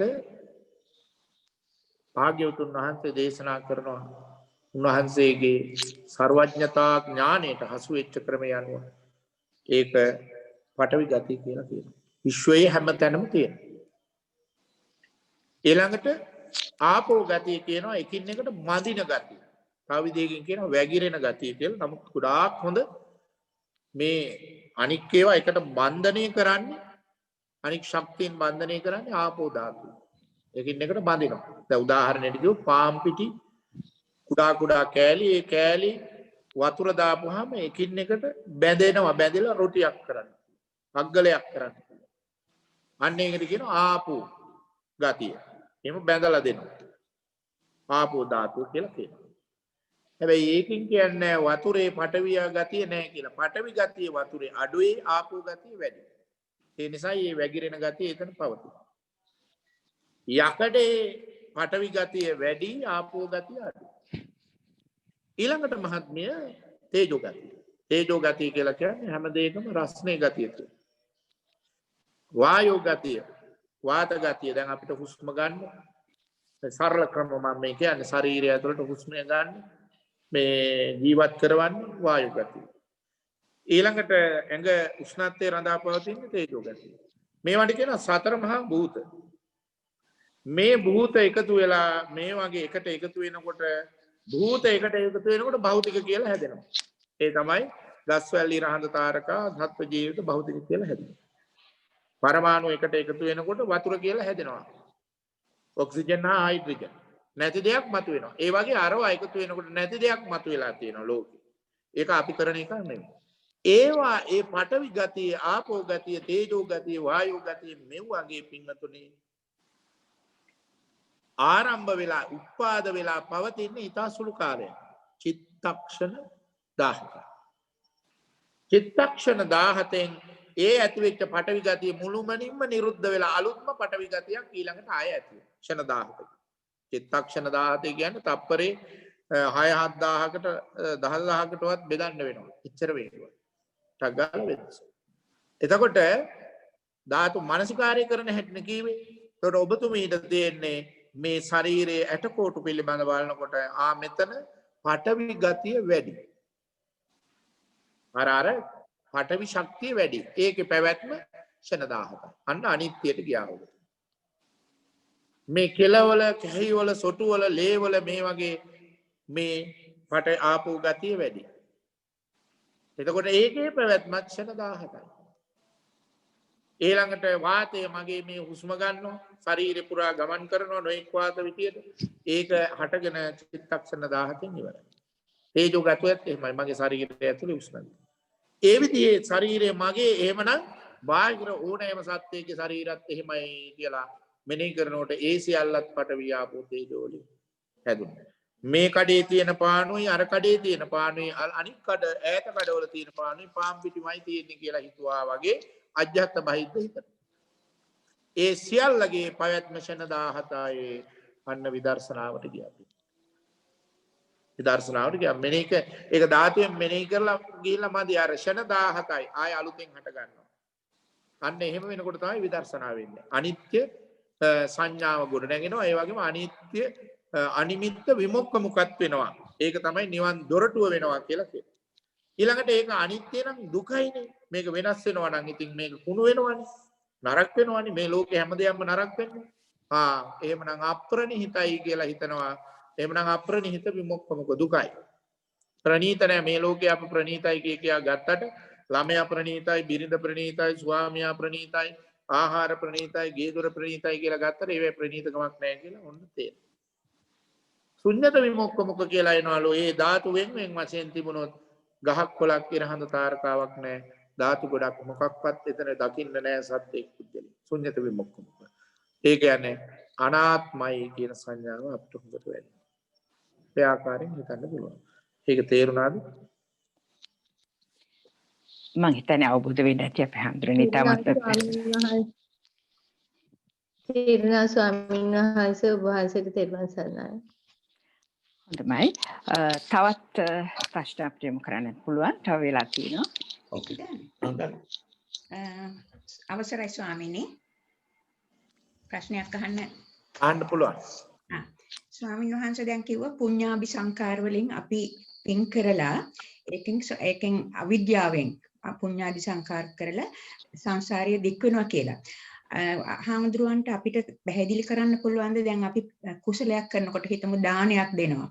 ඒ දානයක් දෙනකොට අපි අවිද්‍යාවෙන් නෙමෙයි විද්‍යාවෙන් මේ පින මගේ දෙව් මිනිස් සැප පිණිස නොවේ නිර්වාණය පිණිස වගේ කියලා කොහොමද කරන්නේ? ඒක සංසාරයේ දික් නොවි නිර්වාණයට කිට්ටු වෙන්න කොහොමද කරන්නේ? ඒ පුඤ්ඤාභි සංකාරය කරන්නේ. ඔව්. දැන් ඔකට මෙහෙම කියමුකෝ දැන් භාග්‍යවතුන් වහන්සේ ලෞතර බුදුහාමුදුරුවෝ පාරමී පිරුවා කියලා කියන්නේ ආකාර 30කට කරානේ දසපාරමී නේද? දසපාරමී අපි පිරුවා කියනවා. එතකොට 10 perfection ඒක ඩෙවලොප් කරලා තියන්නේ කොහොමද උන්වහන්සේ දන් දීම සිල් රැකීම ආදී ආකාරය. ඒක දන් දීම කියන එක ගන්නවා. දන් දීම ආකාර කීපයකට කරනවා. මොකද එකක් තමන්ගේ වතු පිටි ඉඩකඩම් යාන වාහන එව්ව නැතුව ගියත් ලෝභ දේශ මොහ පහල කරගත්තේ නැහැ. නිකන් කෙටියෙන් කියන්නේ. අතපය කැපිලා ගියත් ශරීර කොටස් ගියත් ලෝභ දේශ මොහ පහල කරගත්තේ නැහැ. ජීවිතේම ගියත් නැතුව ගියත් එයාට ලෝභ දේශ මොහ වලට ඉඩ දුන්නේ නැහැ. උදාහරණයක් මෙහෙම කියමු. කලාබු රජුරෝ ඇවිල්ලා මෙයාට ගහනවා. ගහනකොට උනත් ඔබ ළඟ ද්වේෂය තියෙනවද කියලා අහපුවම මේ සාන්තිය තියෙනවද කියලා අහපුවම මොකද්ද පහල නොකරගත් ද්වේෂය. ද්වේෂ හිතට ඉඩ දුන්නේ නැහැ. ශරීරය මගේ විනාශ වෙනවා ලෝභ හිත ආවේ නැහැ. ඒකෝර මගේ ශරීරේ කොටස් කපා ඒක ඇඟිල්ලක් කපනවා තව ඇඟිල්ලක් කපනවා ඒක කපා අහනවා. ඔබට සාන්තිය තියෙනවා. ශරීරයට ලෝභය අපිට ඉදි කට්ටක් ඇවුනත් අපිට ලෝභය අපිට හරි අමාරුයි. චූටි ගෙඩියක් ආවත් බෙහෙත් ටික ගන්න යනවා. ස්පේන් නැත්තම් අපිට ලෝභය වහගෙන ගන්න. එතකොට ඒ ශරීරයට හානි වුණත් එයා කලබල වෙන්නේ. ජීවිතේමටම හානි වෙනවා. ඒත් එයා ලෝභය පහල කරගත්තෙත් නැහැ, ද්වේෂය පහල කරෙත් නැහැ. රැක්කේ හිත. හිත කියන්නේ බොහොම ප්‍රසන්න, ප්‍රණීත, ලස්සන එකක්. බස්සර මිදම් බික්කවේ චිත්තං. එහෙනම් එයා ඒක තමයි රැක්කේ. දැන් ඒ සියල්ලම කරලා උන්වහන්සේ ප්‍රාර්ථනා කරා කියන්නේ මොකද්ද? ප්‍රාර්ථනා කරේ මට සර්වඥතා ඥානය ලැබේවා. ඒ කියන්නේ නිර්වාණය. අනුරුද්ධ මහරහතන් වහන්සේ දින 7ක් දන් දුන්නා මහා කල්ප ලක්ෂයකට පෙර බුදු කෙනෙක් ඉදිරියේ දන් දීලා දින 7 අවසානයේ බුදුහාඳුනන කියන ස්වාමීනි මම වතු පිටි ප්‍රාර්ථනා කළේ රට රාජ්‍යවල් ප්‍රාර්ථනා කරේ නැහැ රූපය ප්‍රාර්ථනා කරේ නැහැ සුගතිගාමි ලෝක ප්‍රාර්ථනා කරේ නැහැ මම ප්‍රාර්ථනා කළේ දිවැස පමණයි බුදු කෙනෙක් ඉදිරියේ ඒකයි ප්‍රාර්ථනා කළේ. එතකොට එයා ප්‍රාර්ථනා ඒ කියන්නේ නිර්වාණයක ඇතුලේ තියෙන්නේ නේද? ආන්න ඒ විදිහට තමයි ප්‍රාර්ථනා කළේ. ප්‍රාර්ථනා කරපු එකේ ඒක ඇතුලේ ඒකට කියනවා විවට්ටගාමී කුසල කර්ම. නිවනටමයි කෙලින්නේ. වට්ටගාමී කුසල කර්ම කියලා කොටසක් තියෙනවා. ඒ කියන්නේ සාමාන්‍යයෙන් වතු පිටි ඉඩ කණන් සැප නිරෝගී භව ඒ සියල්ලම වට්ටගාමී කුසල කර්ම හැටියට හඳුන්වනවා. ඒක සංසාරේ අවිද්ද වෙන කුසල කර්ම. අර විදිහේ පහල කරනකොට විවට්ටගාමී කුසල කර්ම වෙලා එයා කොහාටද කෙලින්ම යන්නේ? නිවන. ඉතින් ඔබතුමීලටත් පුළුවන් කුමක් හෝ අරමුණක් නිවන ඇතුළත් කරගෙන කුමක් හෝ අරමුණක් ගන්න පුළුවන්. ඒ කියන්නේ මට සර්වඥතා ඥානෙ, මට පසේ බුදු බව, මට මහරහත් බව, එහෙම නැත්නම් නිකම්ම මට නිවන් යන්න රහත් බව ලැබෙන්න ඒ විදිහේ ප්‍රාර්ථනා කරන්න. හොඳයි.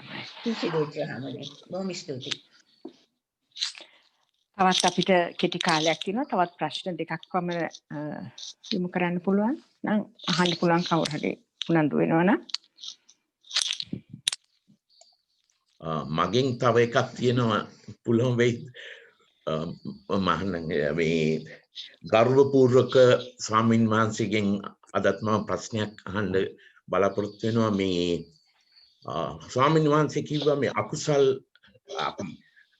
අකුසල් කරනකොට මානය අකුසල් පිට 8න් 4ක් මානය තියෙනවායි කියලා. අනිත් එක දැන් ඉතුරු 4 දිට්ඨිය තියෙන මේ අකුසල් දිට්ඨි සහගත. ස්වාමීන් වහන්සේට කියන්න පුළුවන්ද මොකද මේ දිට්ඨි තියෙනකොට මානය නැත්තේ, මානය තියෙනකොට දිට්ඨි නැත්තේ කියලා? මොකද ප්‍රශ්න අහන්නේ නේද? මේ දිට්ඨිය තියෙනකොට වැඩිපුර අපිට පේන්නේ නැතු වුණාට ක්‍රියාත්මක වෙන්නේ ලෝභය. ලෝභ චෛතසික තමයි උඩට මතුවේවි එන්නේ. එතකොට අපේ බොඩි පාර්ට්ස් වලින් එහෙම එළියට විහිදුවන්නේ වැඩිපුරම ඒ ලෝභ ස්වරූපය. මූණ ප්‍රසන්න වෙලා දැන් අපි රත්තරන් ගොඩක් දැකපුවාම ඒ රත්තරන් ගොඩ දකින්නකොට රත්තරන් කියන්නේ කියලා ධර්ම එකක් ලෝකේ තියෙනවා කියන දිට්ඨිය තියෙනවා.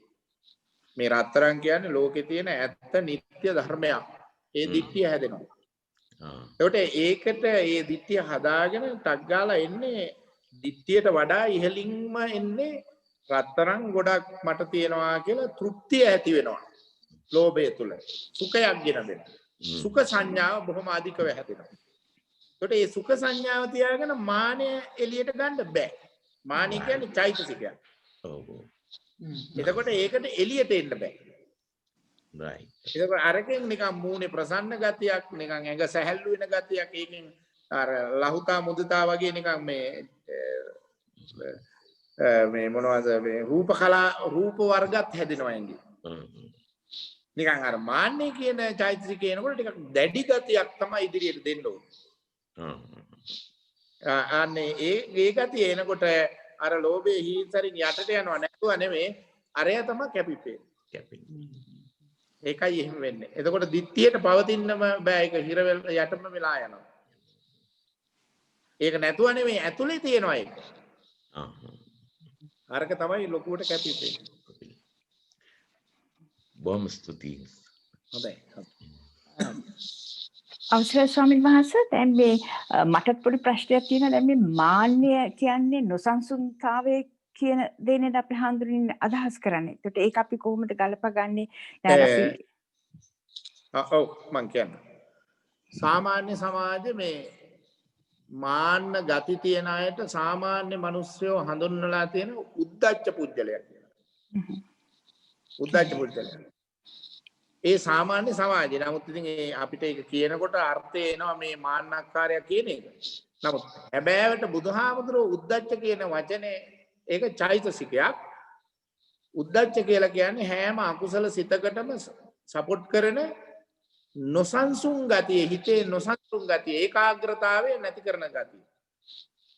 ඒ කියන්නේ මේ ඒකාග්‍රතාව කියන චෛතසිකයට ප්‍රතිවිරුද්ධ චෛතසිකයක් තමයි ඒ ගතිය. ඒක දියුණු වෙනවා. එයාගෙන් තමයි මේක මේ එයා කරන්නේ නොසන්සුන් කරනවා හිත. නමුත් සාමාන්‍යයෙන් මාන්නය කියලා කියන්නේ වෙනත් චෛතසිකයක්. මිනිස්සු මේ මාන්න චෛතසිකේ උද්ධච්ච චෛතසිකේ එකට කලවම් කරලා කතා කරනවා. නමුත් මාන්නයමයි උද්ධච්චය කිසිම විදිහකින් අරකට සම්බන්ධ කරගන්න බෑ. ඒක වෙන චෛතසිකයක්. තවත් ප්‍රශ්න තියෙනවද අපිට? තව විනාඩි කිහිපයක් තව ප්‍රශ්නයකට යොමු වෙන්න පුළුවන්.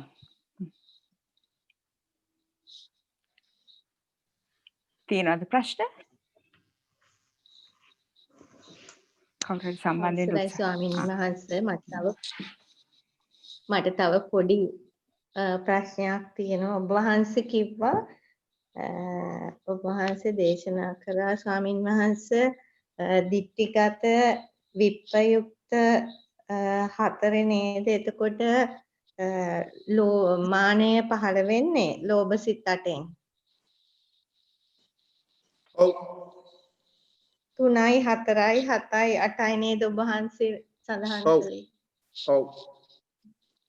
හොඳයි ස්වාමීන් වහන්සේ දැන් තේරුණා. එතකොට මාන්නේ කියන්නේ සංසුන්කම නෙමෙයි නේද ස්වාමීන් වහන්සේ? මාන්නේමයි. මාන්නේමයි. ඒකෙන් පෙන්වන්නේ නිකන් තමන් උසස් අනිත් අය පහත් ඒක ආකාර කීපයකට කැඩෙනවා. සෙය්‍ය මානය හැදෙනවා. යාළුවෝ දෙන්නෙක් එකතු වුණාම මේ ඔයාට තියෙන මොන කාර්යයක්ද? මට තියෙනවා ගෝල් එකක්. හරියට කියනවා මටත් තියෙන්නේ එකක්. ඒක සෙය්‍ය මානය. එහෙම නැත්නම් ඔයා ඉගෙන ගත්ත යුනිවර්සිටි එක කොහොමද? මං කොළඹ. එතකොට මමත් කොළඹ. එන්නම එකයි සෙය්‍ය මානය. එහෙම නැත්නම් කියනවා මෙන්න මේ හීන මානෙට වැටෙනවා. ඔයා ඉගෙන ගත්ත යුනිවර්සිටි එක මං කොළඹ. ඔයා කොහොමද? මං රුහුණේ. අපෝ රුහුණේද? එතකොට අරයට හීන මානය හදලා දෙනවා. එයාට හැදෙනවා මම මේ දුර එක. එහෙම නැත්නම් යාපනයේ දිහා එක කියලා. ඒවා හීන මාන බවට පරිවර්තනය කරනවා. රූපයෙන් උනත් ඔයා පෙනුමෙන් හොඳයි. මම පෙනුමෙන් අඩුයි. අන්න එහෙම ඒ විදිහේ මාන්නය හදා ගන්නවා. වර්ණ වශයෙන් කියනවා, දැනුම වශයෙන් කියනවා. ඒ විදිහ සෙය්‍ය වශයෙන් උත් හැදෙනවලු, හීන වශයෙන් උත් හැදෙනවලු කියලා ගන්නවා. හැබැයි ඒකේ ඔක්කොගේම ඇතුළත තියෙන මාන්න. හොඳයි. චන්දිම ප්‍රශ්න යොමු කරන්න. ඔබේ ප්‍රශ්නේ. පෙරුවන් සරණයි. අවසරයි ස්වාමීන් වහන්සේ. ආනින්ජාබි සංඛාර ගැන ඔබ වහන්සේ සඳහන් කරනකොට ඒ යටතේ කීපයක්ම සඳහන් කරා ආකින් සංඥායතන, නේව සංඥානා සංඥායතන වගේ දේවල්. ඒවා දැන් උද්දකරාම පුත්ත ආලාර කාලම් වගේ අයත් හුඟක් දිනු කරලා තිබ්බ කියලා ඔබ වහන්සේ සඳහන් කරා. ඉතින් ඒවා ඉක්මවා ගිහිල්ලා නිවන සංඛාර වලින් තොර තත්ත්වයක් දක්වා ගෙන යන එක ඉබේ සිද්ධ වෙන දෙයක්ද? එහෙම නැත්නම් ඒකත් සකස් කළ යුතු දෙයක්ද කියලා තමයි මගේ ප්‍රශ්නය. සකස් කළ යුතුයි. ගුරුවරයෙක්ගේ උපදෙස් දෙන්න ඕනේ. තනියෙන් එක්ක අවබෝධ කරගන්න ඕනේ. ඒ අපි කියමුකෝ ඒ සංස්කාර වර්ගයක්නේ. ඒ කියන්නේ ඔය ආනින්ජාබි සංස්කාර. ඒ කියන්නේ ඒක අනිත්‍යයි, ඒක දුකයි, ඒක අනාත්මයි. එතන ආත්ම ස්වභාවයක් තියෙනවා කියලා අපිට හිතෙනවා. ඒ කියන්නේ මේ ගත්ත නිමිත්ත, මේ හිත හැදිලා තියෙන්නේ මහත්මය චෛතසික සමූහයකින්නේ. ඒ චෛතසික අන්තර්ගත තියෙනවා මගේ මතකයේ හැටියට සෝබන සාධාරණ චෛතසික 19ක්. ඒ වගේම ප්‍රකීර්ණක චෛතසික 13ක්. එතකොට එතන එනවා ඔක්කොම 32ක්. ඒ 32යි ඊළඟට මොකද්ද සම්මා වාචා සම්මා කම්මන්තාදී විරති චෛතසික ටිකත් මෛත්‍රිය ආදී ඒවත් වෙනවා. ප්‍රඥාව කියන එකත් වෙනවා. එතන ඒව ඇවිල්ලා කොමාරි චෛතසික අපි කියමුකෝ 38ක් කියලා. එහෙම නැත්නම් 37ක්.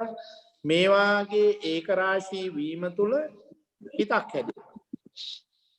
හැබැයි මේ හිත ඇත්තන මේ චෛතසික කෑලි ගොඩක්.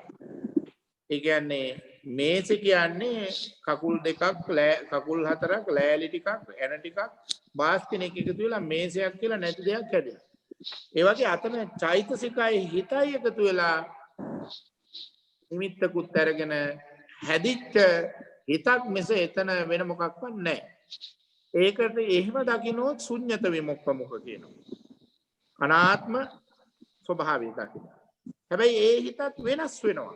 ක්ෂණයක් ක්ෂණයක් පාස විපාක දිදී යනවා. එහෙනම් අනිත්‍යයි කියලා මෙනෙහි වෙනවා. අනිත්‍ය නම් ඒකේ ප්‍රණීතකමක් නැහැ කියලා. දුකයි කියලා තේරෙනවා. අන්න ඒ ආකාරයෙන් මෙනෙහි වුණොත් අන්න එයා නිවනට පාර හැදුවා. එතකොට ස්වාමීන් වහන්සේ දැන් කෙනෙක්ට මෙතන තියෙන ෂණ බංගුරත්වය අවබෝධ වෙන තරමටම එයා නිවනට ලං වෙනවා කියන එකද ඔබ වහන්සේකින් අදහස් ඒක තමයි කියන්නේ. වෙන ක්‍රමයක් නැහැ. බයිපාස් කරලා යන්න ක්‍රමයක් නැහැ. ওই තුනෙන් එකක් එන්න ඕන. හොඳයි අරුණා ඔබගේ ප්‍රශ්නේ ඉදිරිපත් කරන්න. දැන් මම අහලා තියෙන පුණ්‍ය පාපී පහිනස්ස කියලා. ඒක කෙසේද නිවනට බලපාන්නේ ස්වාමීන් වහන්සේ?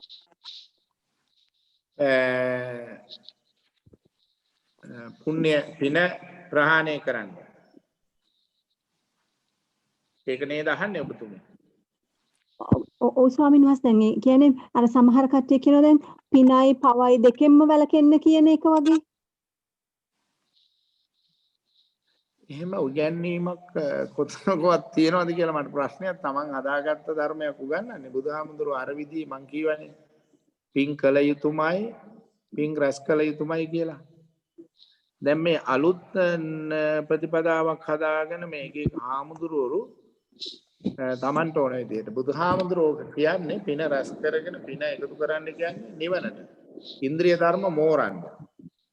ඒකට බුදුහාමුදුරුවෝ විවට්ටගාමී කුසල කර්ම කියනවා. ඒ කියන්නේ නිවන් අරමුණු කරගෙන දන් දීම, සිල් රැකීම, භාවනා කිරීම කරගෙන යනවා. එහෙම ගිහින් අර බෝට්ටුව හදා ගන්න.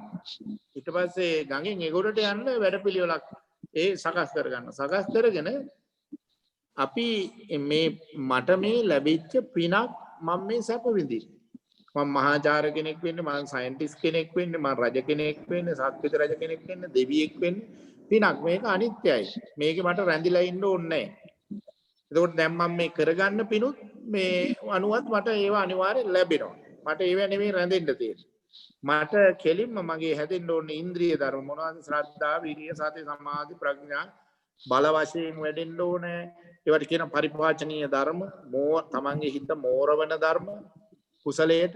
එතකොට ඒ ධර්ම මට දියුණු වෙන්න ඕනේ බල වශයෙන්, ඉන්ද්‍රිය වශයෙන් මේ සත්‍තිස් බෝධිපාක්ෂික සඳහා. ආන්න ඒ විදිහට අර පින හරව ගන්න ඕනේ. ඒක තමයි කෙරෙන්න ඕනේ. නැතුව පිනත් අතාරින්න පවත් අතාරින්න කියලා ඒක ශනිකව කියවනේ ඒක කරනවද කියන කෙනා කිය බලන්න ඕනේ. යම් කිසි කෙනෙක් උගන්වනවා නම් එයා ඒක කරනවද? ඒක නෙමෙයි. ඒක තමයි අතාරින්නේ. හැබැයි ඒ පින අවශ්‍යයි. ඒක අර අතන්න ගිහිල්ලා තමයි ඒක අතාරලා දාන්න තියෙන්නේ. මාත්මය නිවන් දකින අනිත්‍ය දුක්ඛ අනාත්ම කියන ත්‍රිලක්ෂණය දකින්නවා කියලා කියන්නේ ඔය පුඤ්ඤ පාප පහිනස්ස කියන දැන් තමයි එන්නේ. ත්‍රිලක්ෂණය දිනුනේ. හොඳයි මම හිතන්නේ අපිට තවත් ප්‍රශ්න ගන්නට කාල වේලාව මදි. එහෙමනම් අපි හැමදෙරේ අපි පුණ්‍යානුමෝදනාව සිදු කරමු. හොඳයි.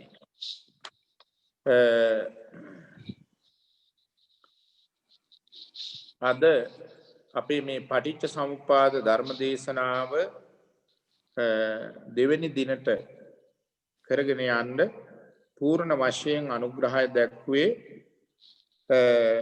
වසර දෙකකට පෙර මෙලවින් සමුගත් වෛද්‍ය බටුවිටගේ මැතිදුම් එතුමා සිහිපත් කරලා එතුමාගේ උපන්දිනෙත් සිහිපත් වෙනවා අද මේ මාසෙට. ඒට දායකත්වයේ දරන්නේ එතුමාගේ බිරිඳ ශ්‍රියානි බටුවිටගේ, ඒ වගේම සුරක්ෂි බටුවිටගේ,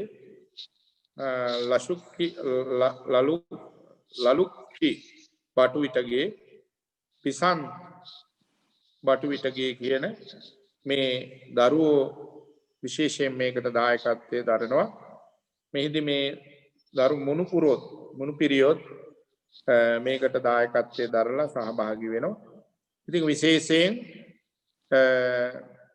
ඒ මැතිදුන්ට මේ පුණ්‍ය ශක්තිය හේතු කොටගෙන අපි මේ කතා කළේ කිසිම විදිහකින් ලෞකික අපේක්ෂාවක් නැතුව ඒකායන වශයෙන් අපේ මේ සාකච්ඡාවේ පරමාර්ථය තියෙන්නේ නිවන සඳහා එකතු වෙන සංස්කාරයි අපි දිනු කළේ.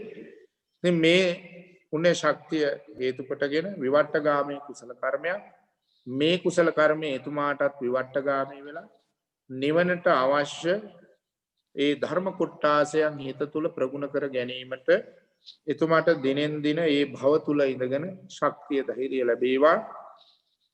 පරම්පරානුගත සෑම මියගිය ඥාතියෙක්ම මේ පින් අනුමෝදන් වේවා. ධර්ම දේශනාවට අහුම්කන් දුන් සියලු දෙනාගේම මාපිය ගුරුවර සහෝදර ආදී සියලු ඥාතීන් මේ පින් අනුමෝදන් වේවා. ඒ අයටත් විවට්ටගාමී කුසල කර්මයක් වෙලා ඒ අය තුල ඒ නිවනට අවශ්‍ය ධර්ම කොටාසයන් දිනු වේවා දිනෙන් දින. ගෞරවනීය අපේ හාමුදුරන් වහන්සේ ඇතුළු තව මේ ශ්‍රවණය කළ සියලු මහා සංඝරුවනට මේ පින් බලෙන් එසේ විවට්ටගාමී කුසල කර්මයක් වෙලා ඒ නිර්වාණයට අවශ්‍ය ධර්ම කොටාසයන් දිනු වේවා. උන්වහන්සේලාගේ මියගිය ඥාතීන්ට ඒ විදිහට මේ ධර්ම කොටස් දිනු වේවා අනුමෝදන් වේවා. එමියගේ ඥාතීන් සැපතින් සැපතටපත් වේවා. බටුවිටගේ ඇතුළු මැතිදුන් ඇතුළු ඒ සියලු දෙනා උතුම් වූ නිවන් සම්පත් සාදා ගනිත්වා කියලා සාදු කියන පින්වතුනි.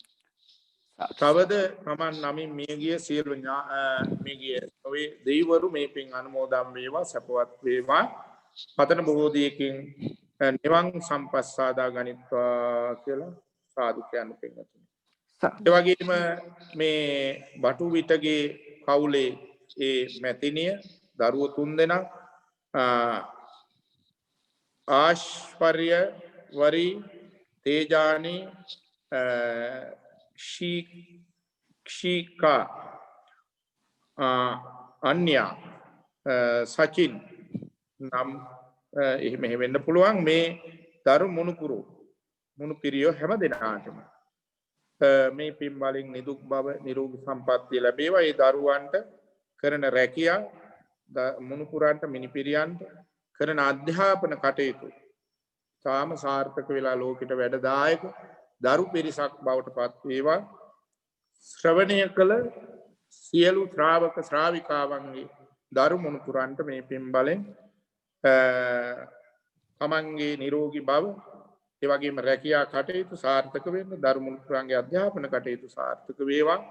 අපේ ගෞරවනීය නායක හාමුදුරන් වහන්සේට මේ කරන සේවාව ඉතා ඉහළින් පුළුල් ආකාරයෙන් ලෝකයට සිදු කරමින් කටයුතු කරන්න අවශ්‍ය ඒ ශක්තිය මේ පින් බලෙන් වර්ධනය වේවා. උන්වහන්සේට සහයෝගය දෙන හැම දිනාට මේසේ ශක්තිය ලැබේවා. අවසානයේ ගෞරවනීය මහා සංඝරත්නයටත් අපටත් උතුම් වූ නිවන් පිණිස මේ පින් සාදු හේතු වාසනා වේවා කියලා ප්‍රාර්ථනා කරන්න. හැම දිනාටම තෙරුවන් සරණයි. පැහැදිලිනේ. ඒ වගේම අපි සියලු දෙනාම ඔබ වහන්සේට නිදුක් නිරෝගී චිර ජීවනයේ ප්‍රාර්ථනා කරනවා. ඉතින් අද වැඩසටහන මෙතකින් අවසන් වෙනවා, නිමාව දකිනවා. ඉතින් ඔබට නැවතත් මේ වැඩසටහන නරඹන්නට පුළුවන් www.dhammasenter.uk කියන අපගේ අඩවියට පිවිසෙන්න පුළුවන්. ඒ වගේම අපගේ YouTube channel එක subscribe කිරීම තුළින් ඔබට ඉදිරි වැඩසටහන් ගැන අවබෝධයක් ලබා ගන්නටත් පුළුවන්. ඉතින් තවත් මතක් කිරීමක් කරන්නට කැමති ලබන සෙනසුරාදා 23 වෙනිදා සවස 3:30ට පූජ්‍යපාද මීගොඩ සුකිත ස්වාමින් වහන්සේ විසින් අපගේ මේ ධර්මායතනය වෙනුවෙන්ම විශේෂ ධර්ම දේශනාවක් පවත්වනු ලබනවා. ඒ සඳහා සහභාගී වෙන්න ලෙස අපි ගෞරවයෙන් ආරාධනා කර සිටිනවා. එහෙමනම් චින්තාමය ඥානින් යුතුව අපි මේ උගත් කරුණු විමසා බලමු. ලබන සතියේ අපි මේ වෙලාවට සවස 1:00ට පසුර 1:00ට අපි හමු වෙමු. සියලු දෙනාටම තෙරුවන් සරණයි.